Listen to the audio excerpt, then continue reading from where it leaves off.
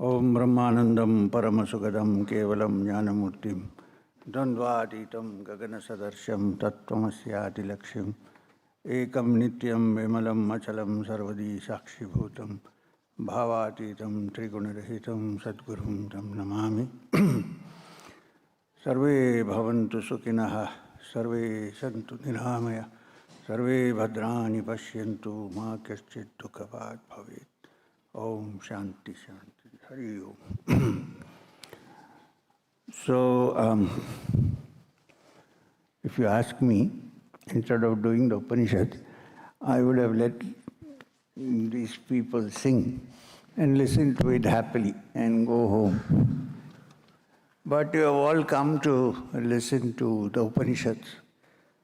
On the outset, let me tell you that Upanishad is not merely an intellectual exercise. One. Two, therefore then why am I doing the Upanishad? Because according to the Upanishads, the most intelligent man very soon discovers the limitations of the intellect. Then he has to go to the heart. Not the cardiologist's heart, but the heart of the matter. So all the intellectual discussions in the Upanishad finally boil down to the fact that there is an inner being who is alive, who is palpably alive, and who is in all hearts, and it is in essence part of the all-pervading Supreme Being. You may call it Brahman, you may call it Narayana, you may call it Shivam. According to Shankaracharya, he wrote the Nirvana Shatakam. He said, Chidananda Rupaha Shivoham Shivoham.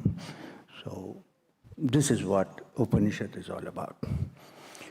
What the Upanishad is trying to do is to take you through the intellectual maze into crystal clear, what do you call that?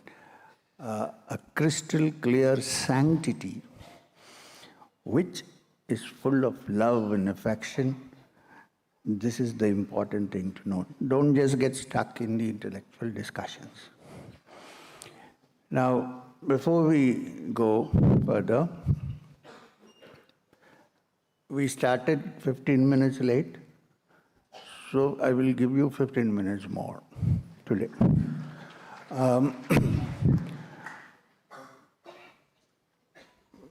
The Upanishads cannot be studied in 3 days. Impossible. Especially an Upanishad like the Katha Upanishad. But we can do what is best in 3 days. I'll try and cover as much as I can. Where I can't cover, I'll give you the gist of what's happening. Now, the term Upanishad. Upanishad is Shruti. Now, you know what Shruti is? Shruti is something that is heard. Shrotram, Shruti. Shruti is what is heard, not what is studied and taken home and commented upon and discussed. No, Shruti is pure sound, and therefore the Vedas declare that the Shruti is the original voice of the truth. Something to note. And therefore, when the student is perfectly prepared, the Shruti once said is enough. There is no more need to attend the talks. It's over. This is Shruti. The whole exercise is to make the mind so sensitive that when the Shruti strikes, it has its effect. That's all. All sadhana is meant for that. The Shruti is not something that you can take home and read and underline and comment upon. When it's heard, it's done. This is Shruti. Now, we are doing the Katha Upanishad. The Katha Upanishad is from the Yajurveda, the second Veda, from the Taittiriya part of this Yajurveda. And it's one of the 11 principal Upanishads commented upon by Adi Shankara and all the great acharyas. And therefore it is the oldest. Now, just a little clarification. When people say, normally when we say Veda, we think that the Vedas are only the Samhita portions. Wrong. After the Samhita portions comes the Brahmanas. The Samhita portions are important also. One of the most important mantras, the Gayatri, is from the Rig Veda Samhita. So it's important. The Rishi is Vishwamitra. But when you say Vedas, it includes the Samhita and the Brahmanas. Now the Brahmanas are the ceremonial part where you're taught how to utilize what has been said in the Samhita portion.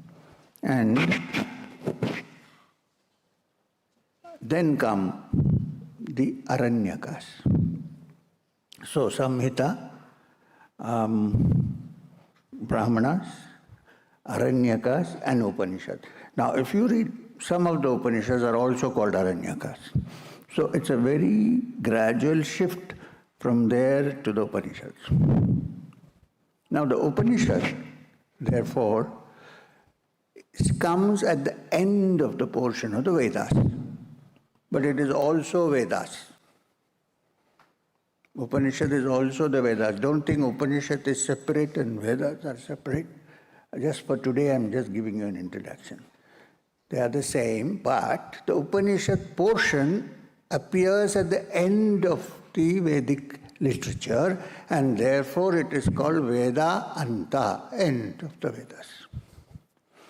Adi Shankara has also said that Upanishad is called Vedanta because when once it is understood, there is no more any need to do any Veda, any study. It's over and done with. This is why it's called Vedanta. Now, of the Upanishads, 11 are the principal Upanishads, and our Upanishad, the Katha Upanishad, falls among the 11 principal Upanishads.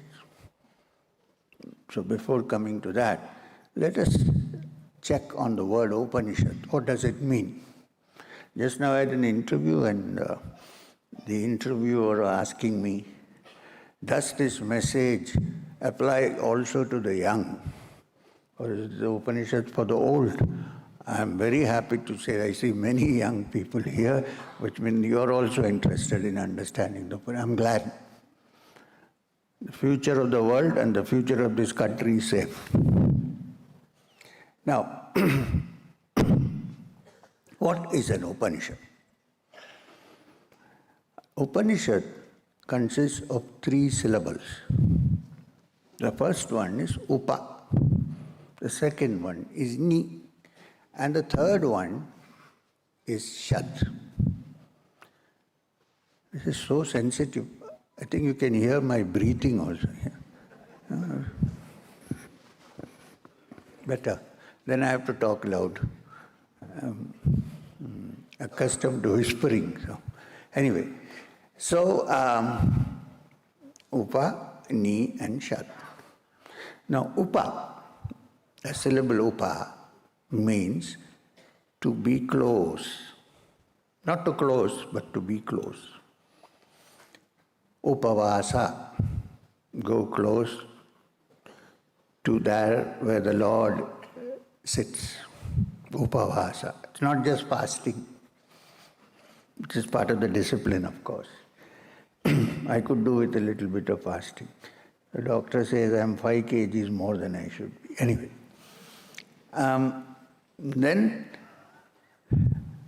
Upa means to come close. Now, why is this used in Upanishad? Because Upanishad was something that was taught by the teacher and the disciple, student, sitting close to each other.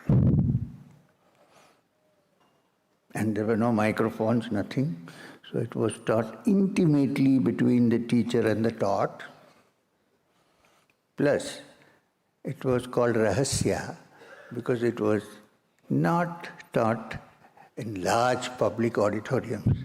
It was taught in a small group. It has its own advantages.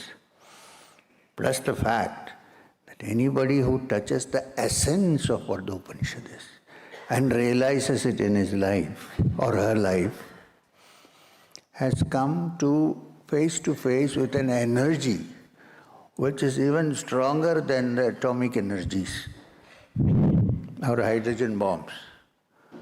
And if you give it to the wrong person and also teach the person how to switch it on, you know what disaster can happen. So, a student was tested through and through till the student became ready, and therefore such a student was called an apta, one who was ready to learn. And then it was taught. We have heard of Ramanujacharya. His guru was one Nambi who lived very close to Madurai Karakudi side. And he made him walk to his place, to his hermitage, 18 times before he decided to give him even the mantra. Which means what? Tested through and through before it was taught. Anyway, Upanishad is not a mass merchandise. I'm being very frank with you. So, therefore it was called Upa because you need close to each other now. Close to each other, if I say, somebody would like to sit on my lap, it's not physical. Close to each other means that the minds are close to each other more than anything else. Now what happens? Your mind has a certain frequency, which everybody admits. My mind has a certain frequency. If my mind's frequency and your mind's frequency are operating at the same level, words are not required. This is transferred there. When the Shruti is heard, it immediately registers. Therefore, also it is called Upa because it is bringing the minds close together, not only the physical minds, not only the physical bodies. In fact, it's okay to be far. Today we have technology. You can sit far and listen to the Upanishad. The minds have to gel. Then the word Shad. I'm keeping the knee away for some time. Not because I have a pain in my left knee, but the knee.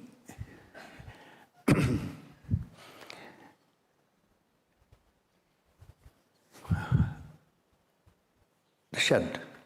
Now Shad literally in Sanskrit means sit, to sit down. Because you learn only when you're sitting down. The moment you stand up, I know that you want to go out. Sit means you are settled, but not enough to sit physically. You may be sitting here. You may be wondering if somebody stole the car. Then one is not sitting. So Shad means the mind also has to sit down, is to settle down. Adi Shankara in his commentaries, being an expert in Sanskrit, also gave another meaning, found another meaning in Shad. He said Shad also means to churn. To churn, which means to churn the existing idea that we have of life to produce what is real. It also means to put ordinary logic on its head. Ordinary logic is that you are there and I am here. The infinite truth, according to the Upanishads, is tad-dure, tad-vatantike, is far and it's so near. Now, normally we cannot understand this. So, Shad is to churn the mind to understand that always our limited logic, which is dependent on the data offered by the 5 sense organs, which by themselves are imperfect many times, can be the truth. To churn the mind to understand this fact is Shad. Now there is the middle syllable, ni. Ni is a word used to indicate the level at which the teacher and the student are in relation to each other. Physically, yes, now we are doing Upanishad because you're down and I'm up. Now this is physical. Ni is also the word from which the Hindi word niche comes from, down, which means the teacher, the student, should be ready to receive. When you say receive, you should start with a clean slate saying, I don't know. Upanishad. I don't know, so I'm going to see, I'm going to figure out. Somebody sitting and trying to explain to me. And you will notice that even physically, if you need to pour anything into a vessel, first it has to be down. You can't keep something. It's not possible. More so the mind has to be in a receiving mode, which means it should not be already full, it has to be empty. If it is not empty, it cannot receive. Because if I know, I don't want to learn anything more. So the learning of the Upanishad is with a mind which is humble. In fact, when you know the truth, humility follows you always. To be humble, to be able to receive from what the teacher is saying, this is the put together, this is the Upanishad. Now, each Upanishad has a what you call a dhyana sloka at the top before it starts. And the particular mantra for this Upanishad is the famous Om Sahana Bhavatu Sahano Bhanaktu Sahaviryam Karavavahai Tejasvinavadi Tamastuma Vidvishavahai. This is the mantra. The introductory mantra before you go into the actual Upanishad. Now, this is interesting. Sahana Bhavatu. May you and I be protected. Which means what? The teacher and the taught. Equal importance is given to the student as well as the teacher. Can you imagine 3,000 years ago, somebody saying this? We got socialists who said everybody is equal some few years ago. So, Sahana Avavatu. Saha is the word you will see occurring in all three slokas. Saha means together, you and I. In Kerala we know Saha, comrade. This is Saha. Each knowing you and I, may we be protected. Protected from what? First, physical vagaries of nature. May we be protected from the rain, may we be protected from the thunder, may we be, so that we sit down and learn, may we be protected from the reptiles, because people went to the forest and sat down and learned, so you needed protection. More than that, it's that you and I be protected from negativity, negative thoughts, disturbing thoughts. May we, at least now, be free of these, you and I. Second, Sahana Bhunaktu. May you and I be nourished. Not only physically nourished, but also the mind. May my mind and your mind be nourished by good thoughts, by pure feelings, by understanding. All these may be given to both of us. That is the nourishment, the food. Saha viryam karavavahe. May you and I, the viryam in us increase, the vitality in us, may it increase.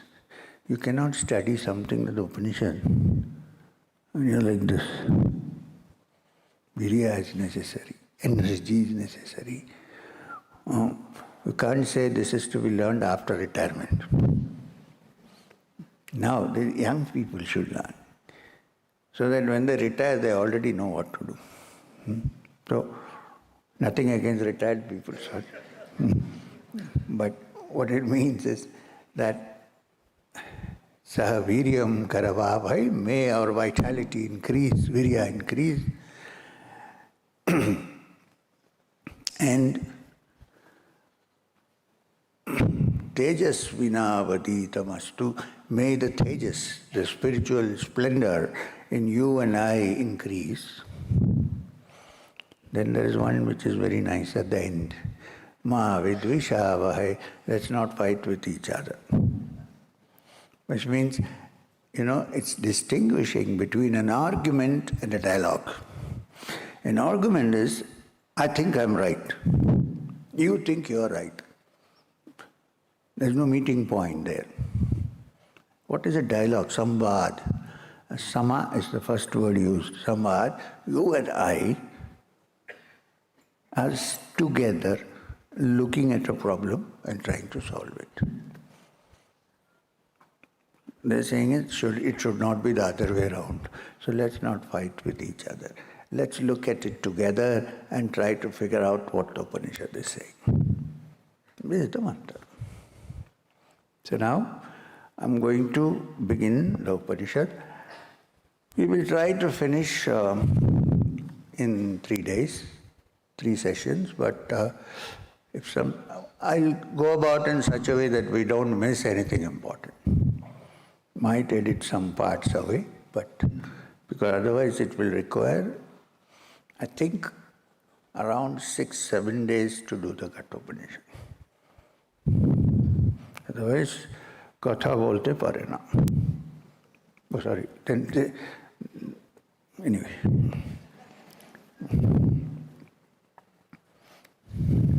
So, this Upanishad is a beautiful Upanishad which talks about a young boy called Nachiketa who meets the Lord of Death and asks him pertinent questions. That is the story. It begins like this. Ushana havai vajashravasa sarva vedasam dadho tasya Nachiketa nama putra asa.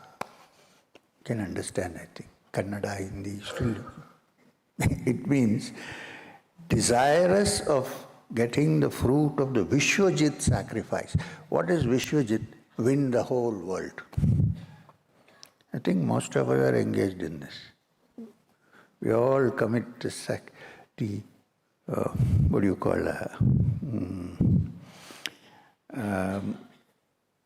havan or sacrifice to acquire the whole world.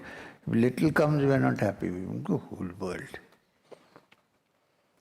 We are all engaged in it. So this man, whose name was Vajashravasa,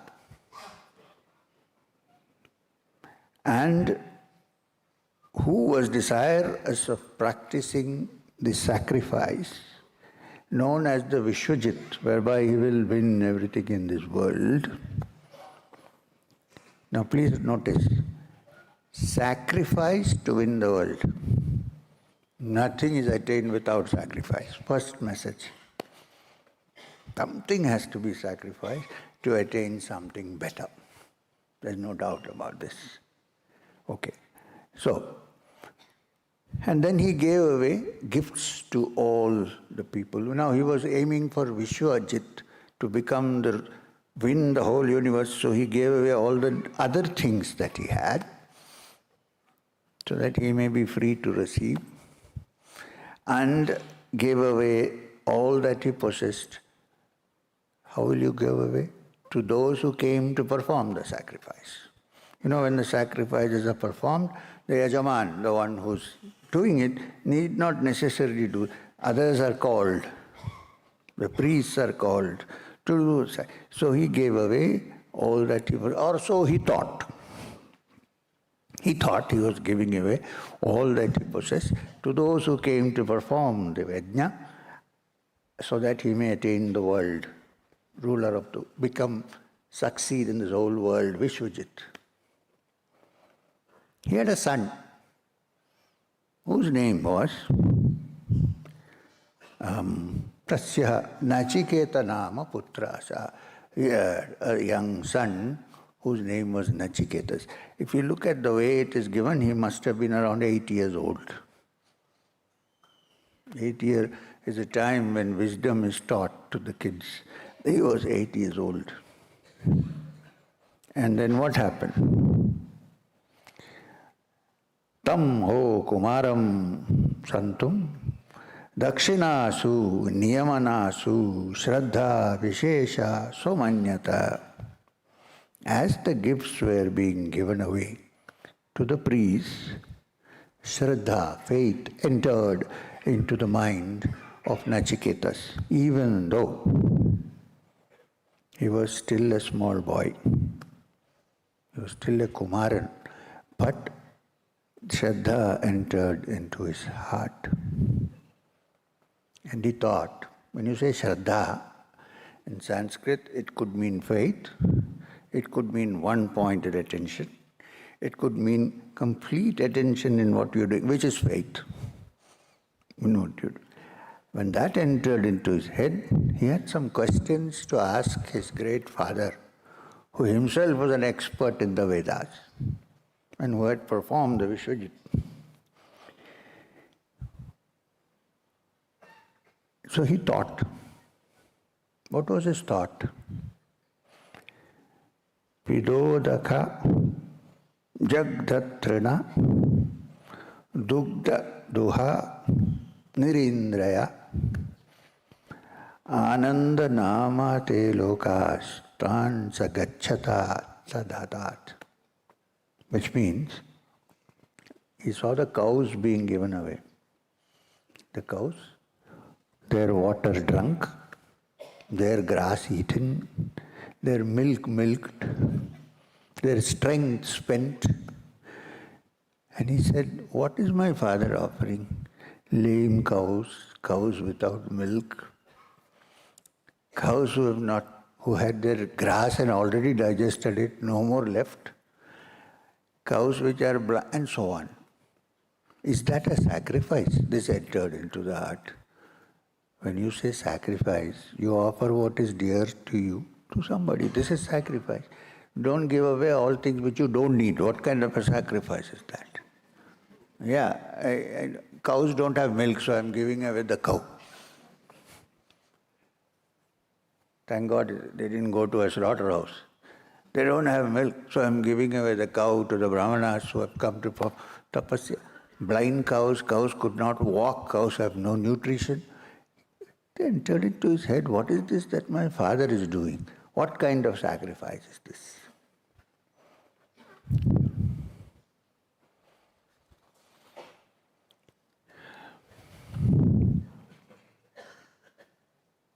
And he also said, joyless are those worlds to which people go who offer such gifts as sacrifices. We said, how does my father expect to go to the Vishwajit state when he's offering all these useless things as sacrifice? It entered his heart. So he asked his father a very pertinent question at that point. Saho vacha pitaram, he asked his father, Tata kasmai mam asyastiti. He asked him, Tata kasmai mam dasyasiti. He said to his father, O father, I am your dearest. O sire, to whom will you give me to as a sacrifice? You love me, you are my father, I am the only son, I am the, what is it called, something of your eye. Who will you give me to? If it is a sacrifice, who will you give me to? He didn't say once. He, dvitiyam, tritiyam, twice, thrice he repeated this. Then the father, having heard it 3 times, said, now nowhere it is said that he got irritated. I have a feeling that to say that he got irritated is a wrong interpretation. It is not said anywhere in the Upanishad. I think he decided that this boy is fit to understand the mysteries of death. And being a Rishi, his words came true. What did he say? That also requires guts. He's the only son. Dearest. He said, Tamho vacha, he said, Mrityeva tvadadhamiti. He said, I will give you away to death. And because he was a great Rishi, I don't know how many parents can say that. Anyway, because he was a great Rishi, it immediately worked. And little Nachiketas went to the land of the dead, where the king of death, Yamadeva, ruled.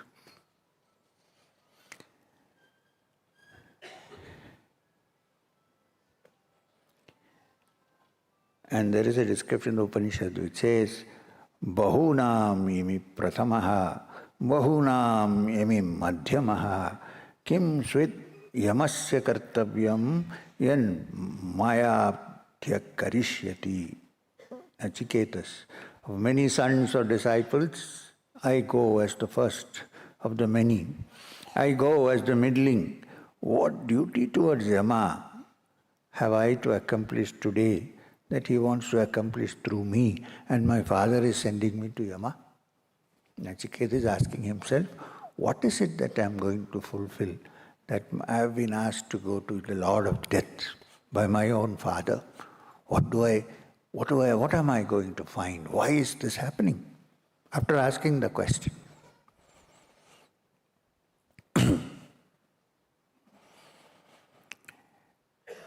Now, sixth one explains something which is a corollary to this. It says, Anupashya yatha purve pratipashya tatha pure sasyam eva martyaha pachyate sasyam eva jayate punaha. Consider how it is with the forefathers. Behold how it is with men later. A mortal ripens like corn, and like corn falls down and is born again. Nachiketas is passing through his head. What is this death? It's like what has happened from the beginning. From the forefathers, they have died. Then they have been reborn. Like a mortal, a human being, ripens like corn. And when that corn ripens, it falls down. Some is eaten, some falls down. Then new corn is produced in the same way. And I'm going to death. Usually when you die, you are coming back again. So he grit himself up. Let me go. There must be some reason for this. So, Vaishvanara pravishati athitir brahmano grahan taselam shantim kurvanti hara vaivas patadodhakam. As a very fire, a brahmana guest enters into the house, and the people do him peace offering, like saying, bring water, O son of the sun, and so on. That is how, when a guest enters, you are welcome. Especially a brahmachari with a shining face enters your house as a guest. Atiti Devo Bhava, the guest is God. How do you welcome him? You give him water, you give him food, you first give him a seat. Now, Nachiketa entered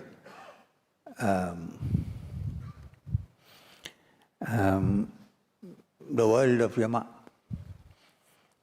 Even Yama, for Yama it was unexpected. Suddenly his father said, go, and he's there.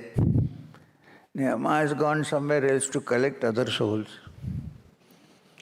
Poor little Nachiketa is sitting in his office, outside office, waiting for Yama to come. 3 days Yama doesn't arrive.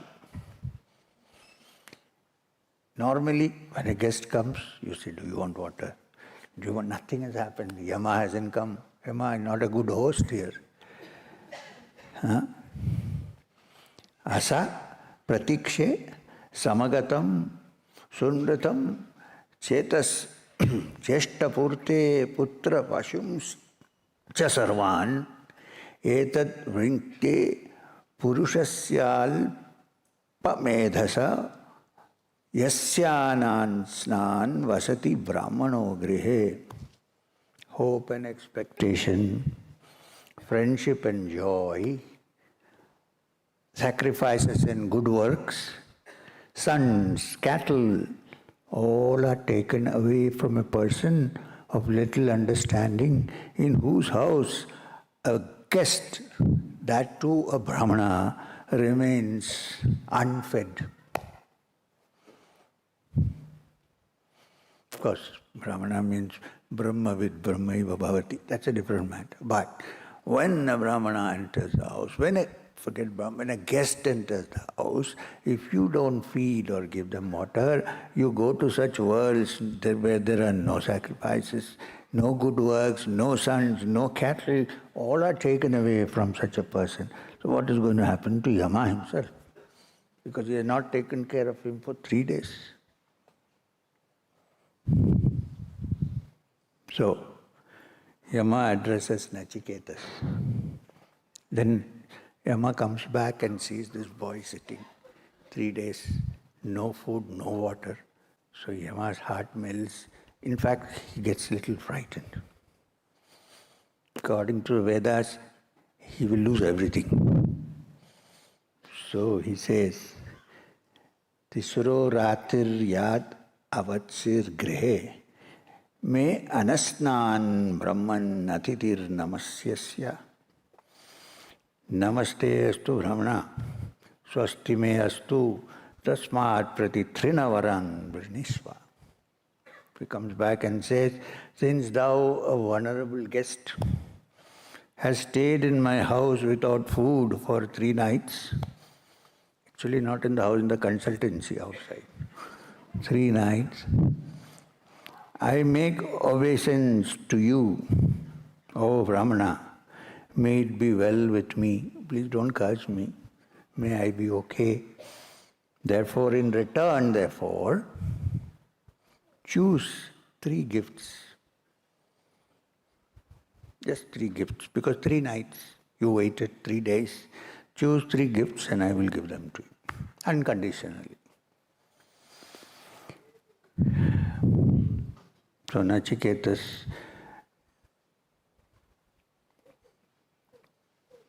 says, first wish, Shanta Sankalpaha Sumana Yatha Syad Vitamanyar Gautamo Mabhi Mrityo Tvat Prashastam Mabhivedat Pratita Etat Trayanam Prathamam Varam Vrane. Says that Gautama, my father, now here Gautama is used as an epithet, meaning this wise Rishi Gautama. Vajasnavasa is called Gautama here. May my father Gautama, without any anxiety, simple wish which any small child would ask, without any anxiety,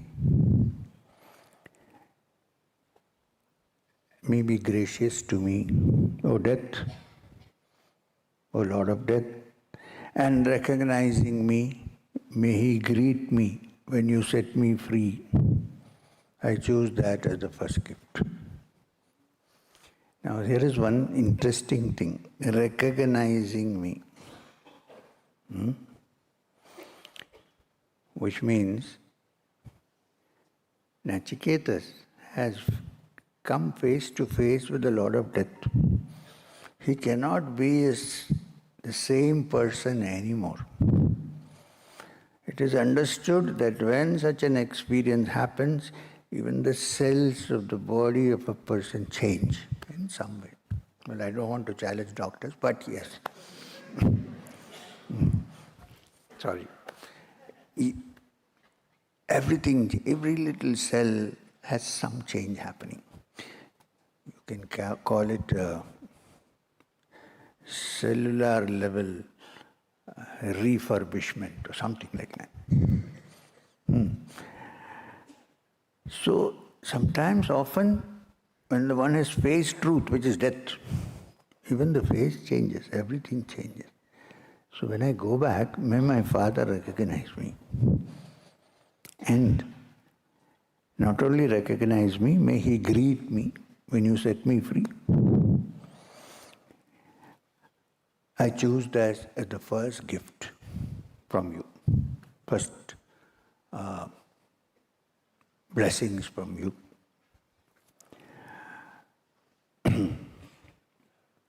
First vara from you. That, of course, no problem for Yama. Yama says, Yatha purastad bhavita pradita audhala khir arunir malyaprastaha sukham ratris sha asayila vitamanyustvam dadrishipan mrityumuktir pramuktam. As a whole will he, recognizing thee, thy father, Audalaki, the son of Aruna, another name given to Ajashrapasa. Through my favor will he sleep peacefully through the nights before you return. One more is added by Yama.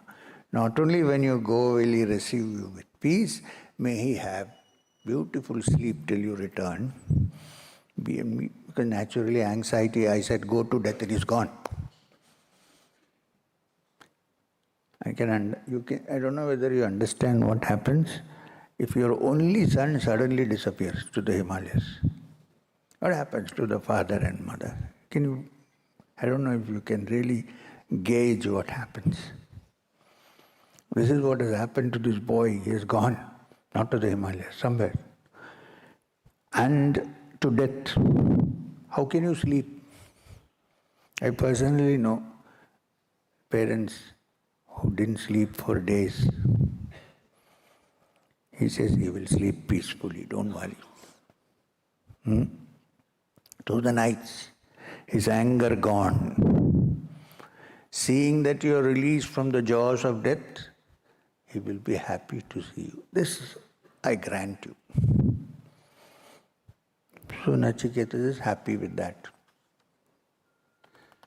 Dhanyavad, he says. He didn't say, I'm saying.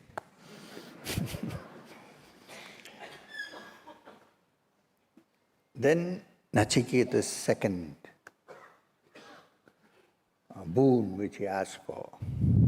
Nachiketa said, Swarge loke na bhayam kim ja nasti na tatratvam na jaraya bhiveti ubhe tirtva ashanaya pippase ashokhatiko mudate swargaloke. He said, Nachiketa said, in the world of heaven they say, there is no fear whatever. Why? Because you are not there. Nor does one fear old age or death. Crossing both hunger and thirst, leaving sorrow behind, one rejoices in the world of heaven. Everybody wants to go to heaven.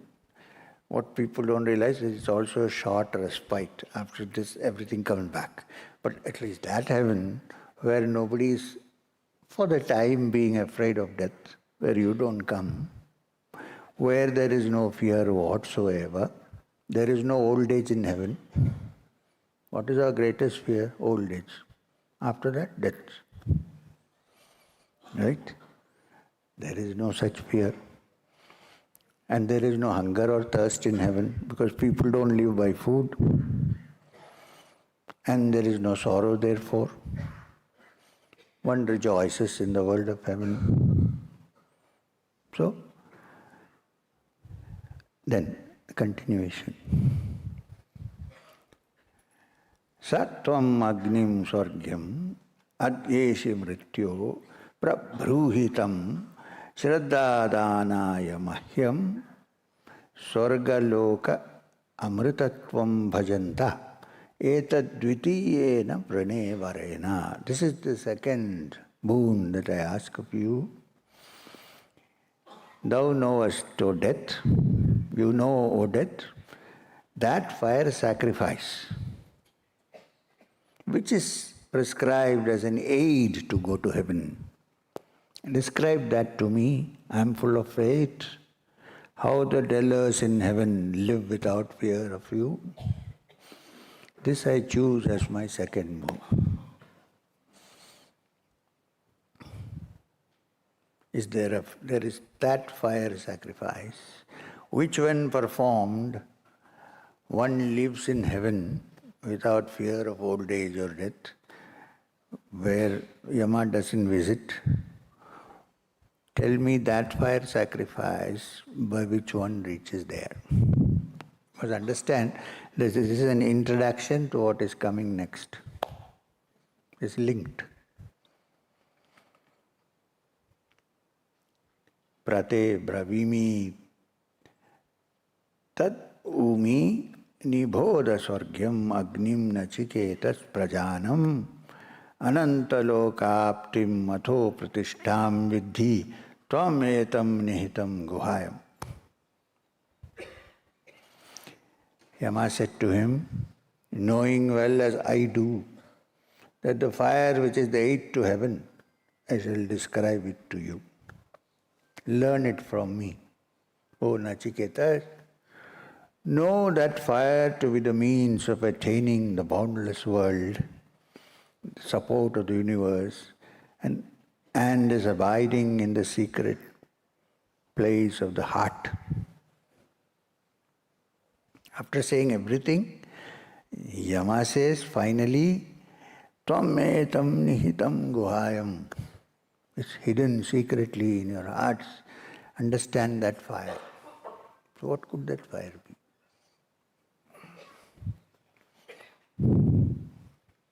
And Yama is describing that fire sacrifice to him in the next sloka.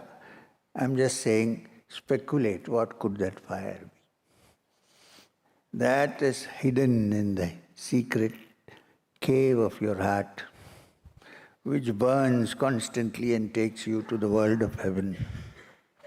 First, the desire for that which is beyond death. Second, the fire of intense longing for the divine. That fire, which when lit, one reaches heaven. That is the sacrifice. The sacrifice is not external, otherwise secret cave of the heart will not be mentioned. You will have mentioned how to construct a homakunda. No. Yama says it is in the secret of your heart, and that fire which takes you to heaven, about that I shall teach you. Then Yama, Lokadim agnim tam uvacha tasmai ya ishtaka yavatirva yathava sachapi tat pratyavadat yatoktam atasya mrityu punarevaha tushtaha. Then Yama said to him, that sacrifice, which is the beginning of the world, what kind of bricks are used? You know, there is a group of people who call themselves masons. You know what a mason? They are trying to build a temple with bricks, the Temple of Solomon. And they call themselves masters of the trade. They have a compass, and there may be some Freemasons here. Yama teaches that brick, how to build it. What are the bricks to be built? How many and in what manner? And Nachiketa repeated all that just as it had been told to him. And then he was delighted and he spoke to Yama again.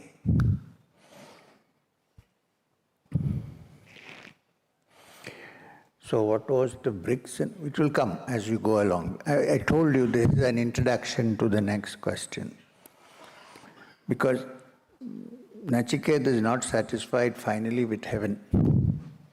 He wants to find out if there is something which never dies and is never born. Something which doesn't even need to go to heaven or come back from there. He wants to find the essence of the reality. But for that first, the fire sacrifice has to be performed. We say that the fire sacrifice is something to do with the Manipura, where the fire is lit. The Bijakshara is Ram, and the Tattva is Agni.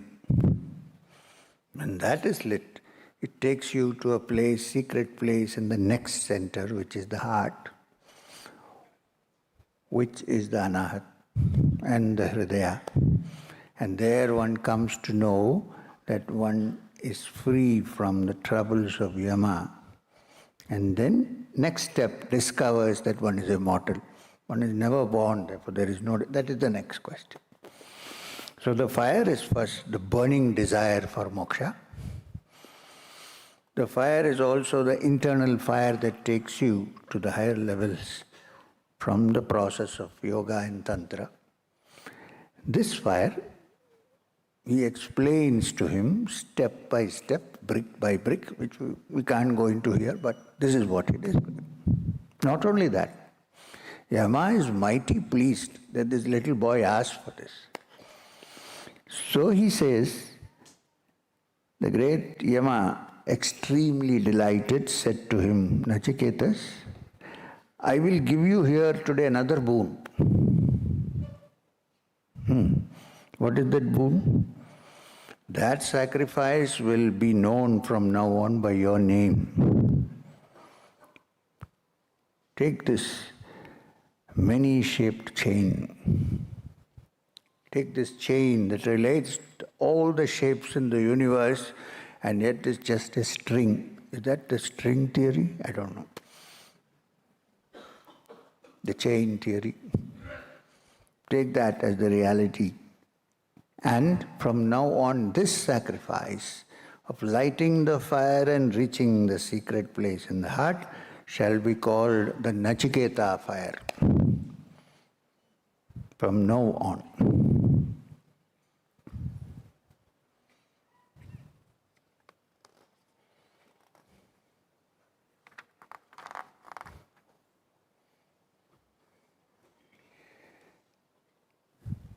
Stop. Tomorrow I will do the 17. We need some suspense, right, for the last question. The last boon, if I open today, then tomorrow you won't.